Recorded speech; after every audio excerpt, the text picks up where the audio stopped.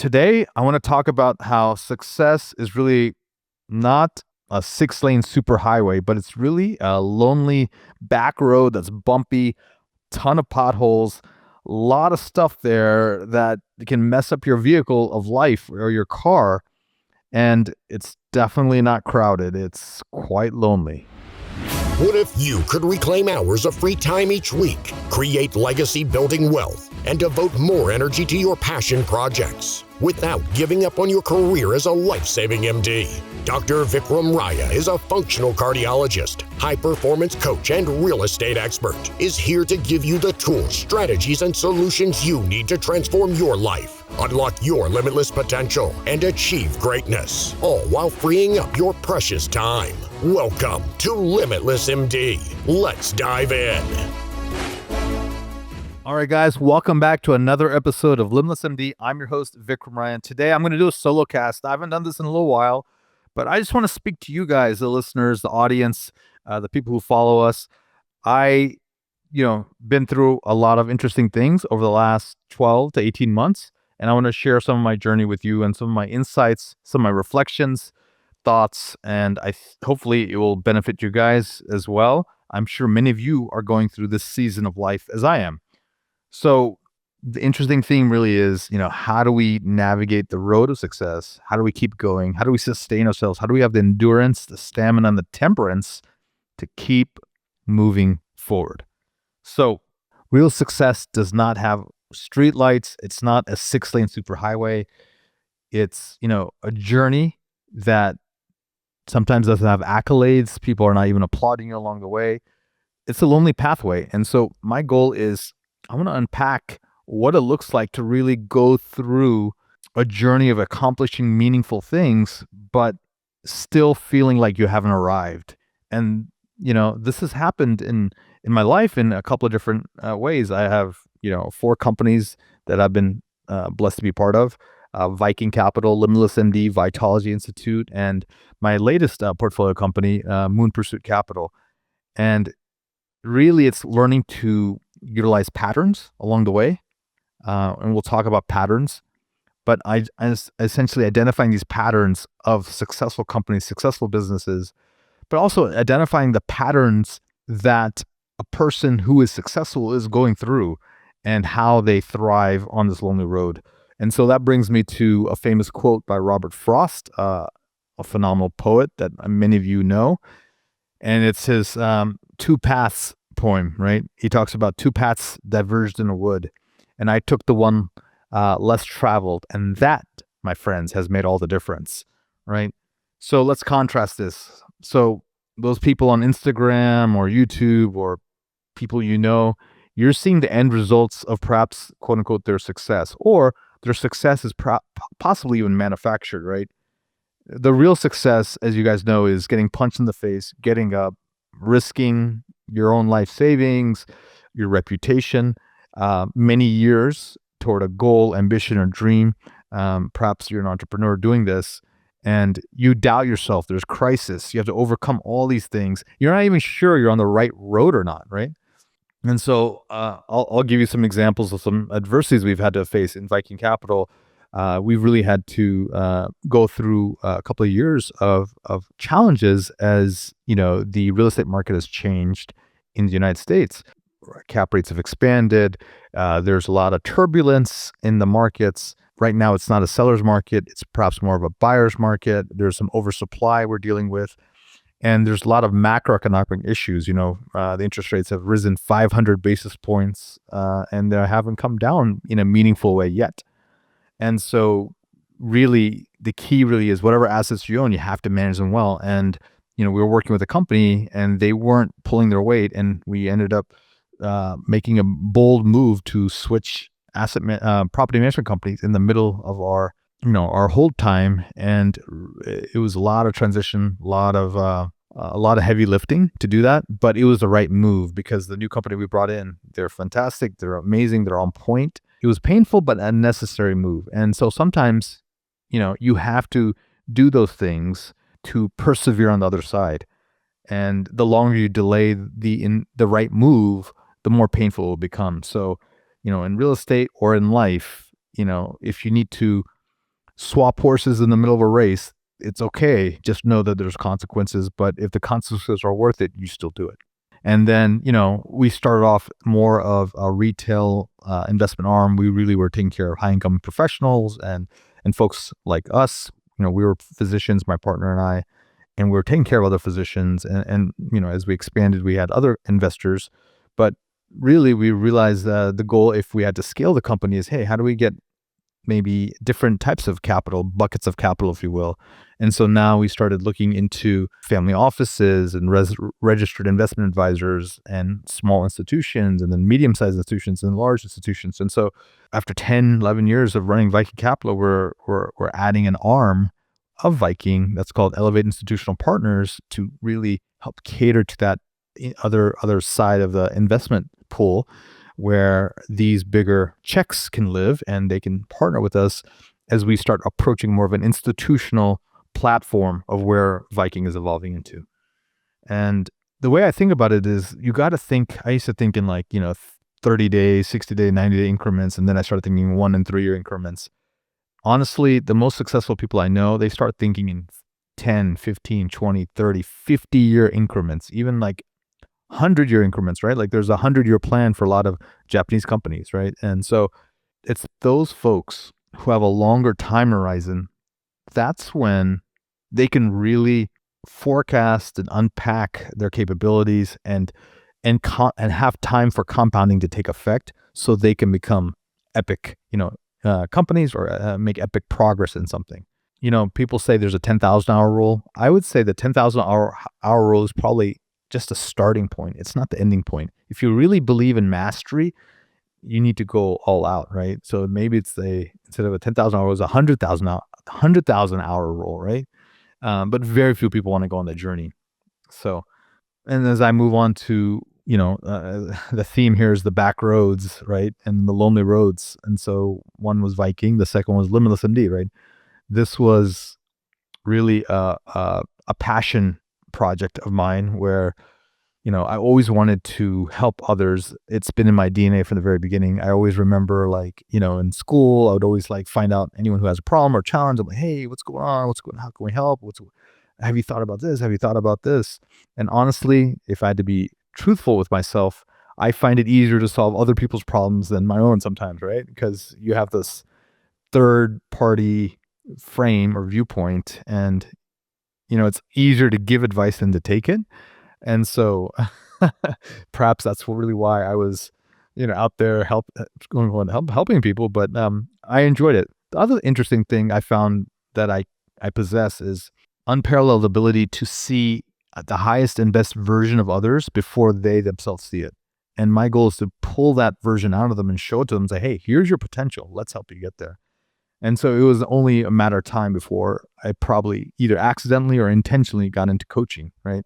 And thankfully, I've been coached by some of the, best people on the planet, and they poured a lot into me. And so, as Isaac Newton says, we're only here and seen so far because we're standing on the shoulders of giants. I've stood on a ton of giants' shoulders to even be able to see where I am right now. So that being said, during the pandemic, when I had an opportunity to really help a lot of physicians who are struggling, with the volatility and the dislocation in the industry, I was able to help provide some guidance and some solace and some strategic advice. And one thing led to another, and I started Limitless MD, the coaching company.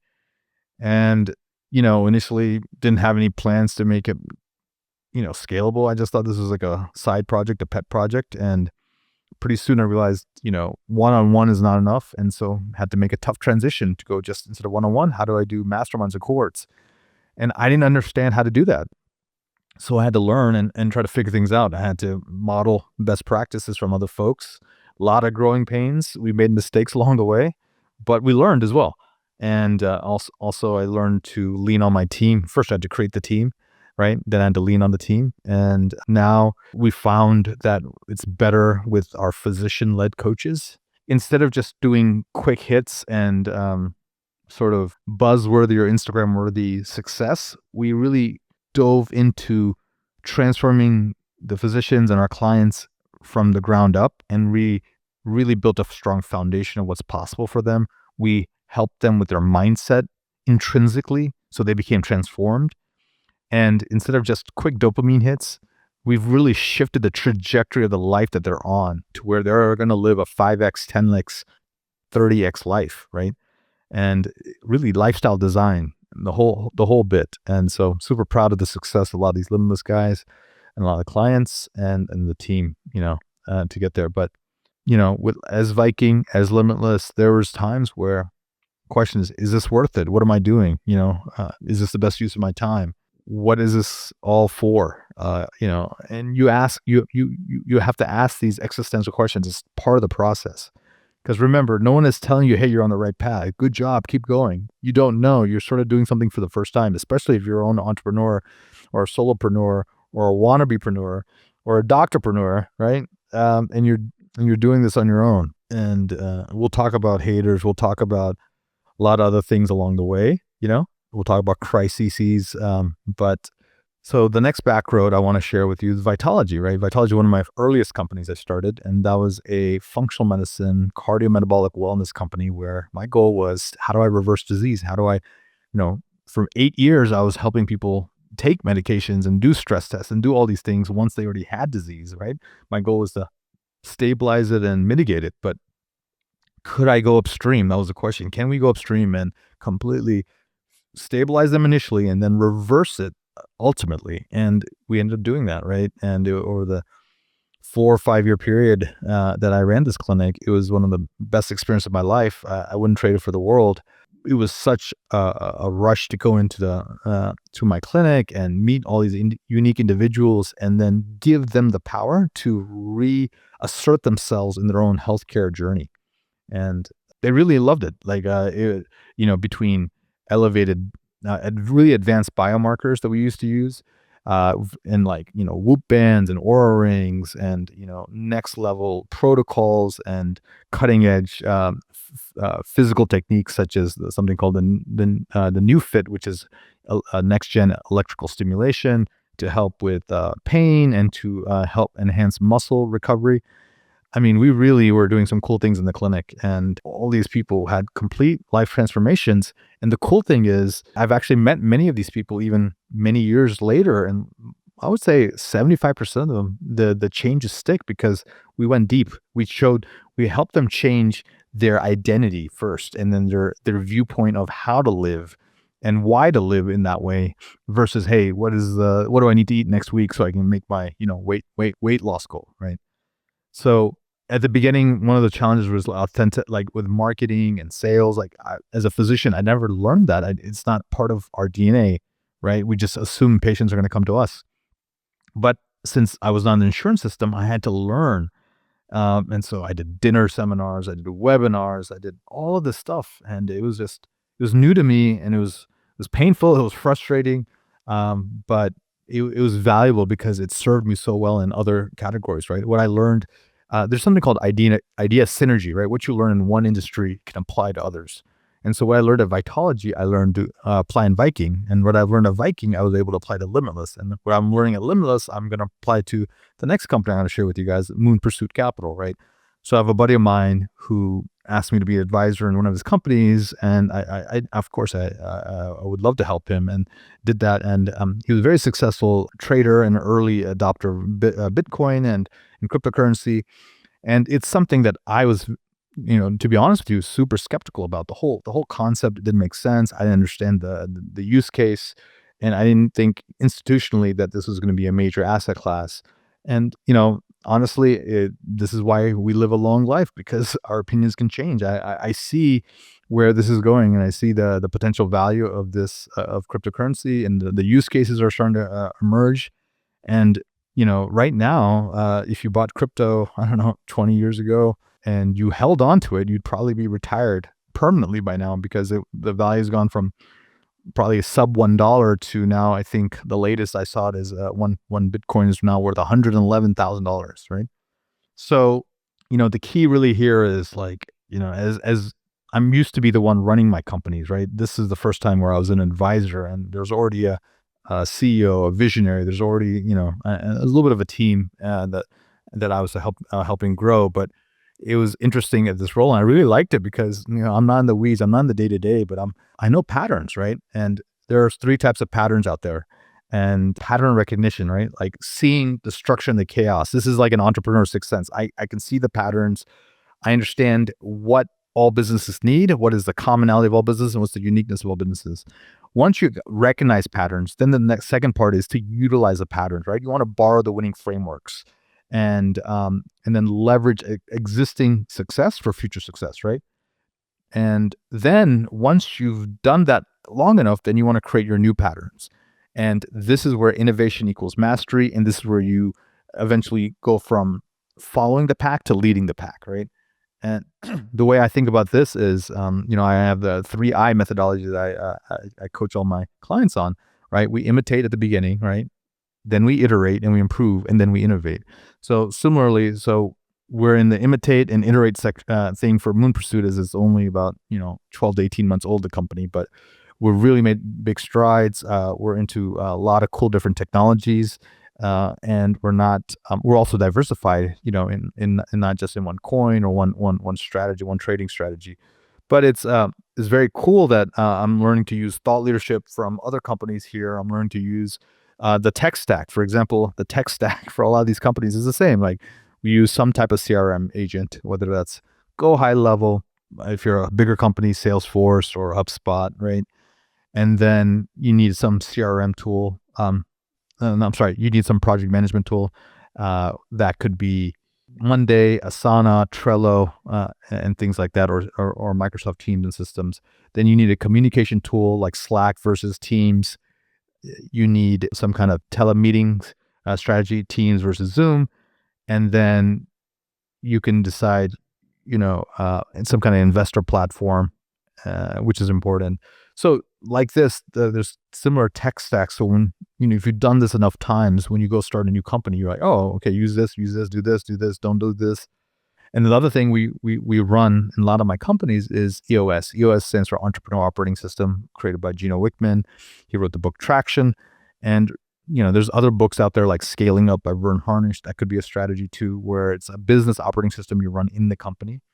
But I found that, again, we recognize patterns, we utilize patterns, and now we're creating new patterns. And so that's what it is. And so initially it feels very awkward. Then it becomes mechanical and you're doing it, but then eventually it becomes natural. And another way to consider this is unconscious incompetence, conscious incompetence, conscious competence, and unconscious competence, right? Same concept. So Naval, Ravikant says something like, first you imitate, then you innovate, right? So that's exactly what we're doing. And success leaves clues. Your job is to spot them naturally and amplify them, right? And then if anyone tells you success is a straight line, BS, right? There's no straight line in nature.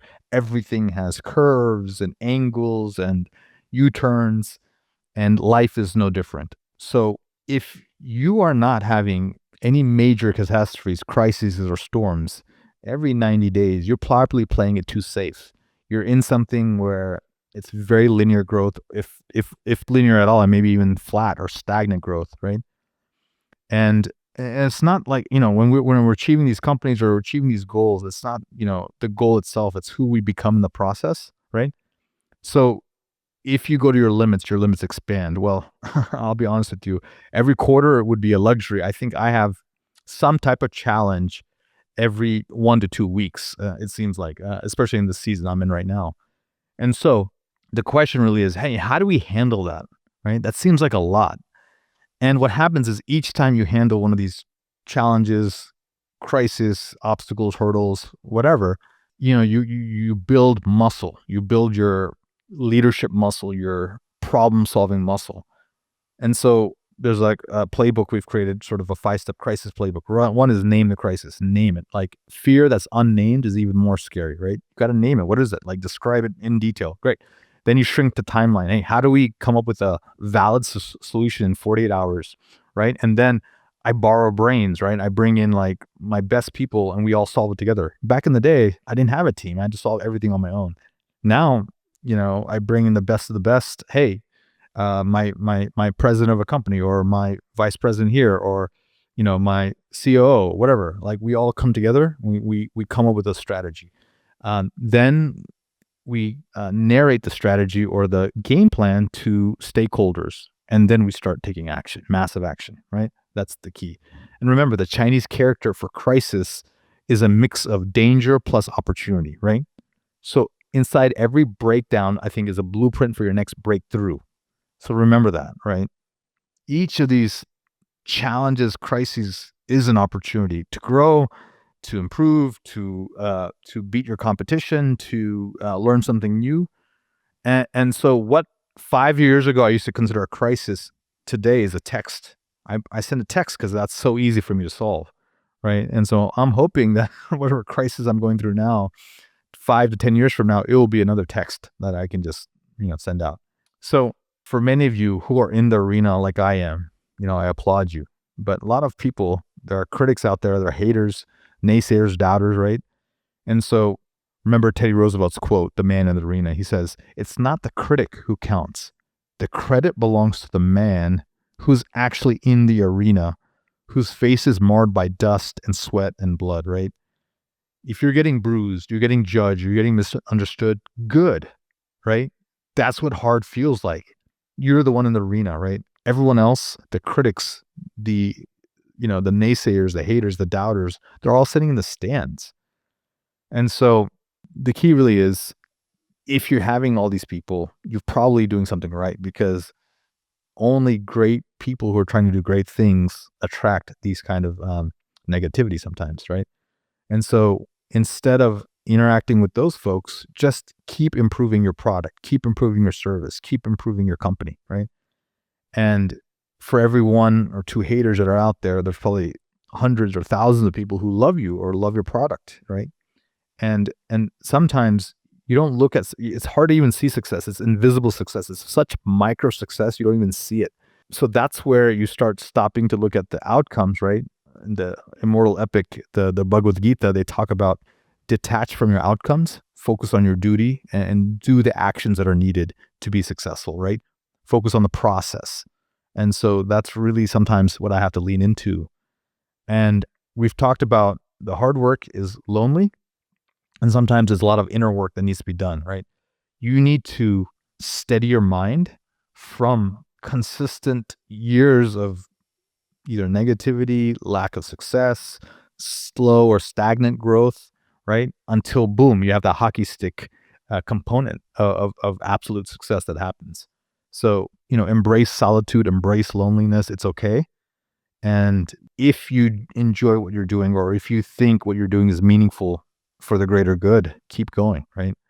And, sometimes here are some strategies that I use to carry the weight, right? Morning discipline, right? I have a morning routine ritual. It sort of grounds me for the day. And, sometimes I lean into it. Like sometimes when I don't have time, that's when I make time to meditate even longer, 30 minutes, 60 minutes, and then normally my workouts are like 45 minutes. Sometimes I need to go an hour and a half because I'm in such a great physiology. By the end of it, I can handle life. And breath work is huge, right? Sometimes we breathe so shallow, and doing really good breath work. And as I'm getting older, I'm 47 as you're hearing this, I find sleep something that I used to be able to sacrifice stuff to get to where I am now. I have to do more of it. So I really get into more of a deeper sleep state, and I try to have powerful sleep scores on my Oura Ring because it helps me stay resilient, And then the last thing really is, I review my week on Sundays. I say, hey, where did I fall down? Where did I stand up? How did I do well? And how can I keep getting better? And so there's a guy, Jocko Willink, a Navy SEAL, and he's like a leadership mentor. And he talks about how discipline equals freedom. So by you committing to yourself, committing to your future, committing to your vision, and committing to mastery, you really become a freer person, and you can do more things, right? And once you make the decision, they say half the battle is over, right? Half the solution is already figured out. So don't wait for support. And realize that if everyone is supporting you, probably the dream is too small. Remember, the dream has to be bigger than the struggle. So with that said, guys, remember Robert Frost, The Road Less Traveled. Remember Teddy Roosevelt, The Man in the Arena, and don't worry about the haters. Remember, the Chinese character for crisis is danger plus opportunity. And remember the Chinese character for crisis is danger plus opportunity. And remember, the Japanese have this belief that if you fall down 7, you get up 8. And I'll end with this quote by Dr. Michael Haupt. He says, hard times create strong men. Strong men create good times. Good times create weak men. Weak men create hard times. So we're in hard times right now, and I think strong men and women are being created. So let's tie it back, right?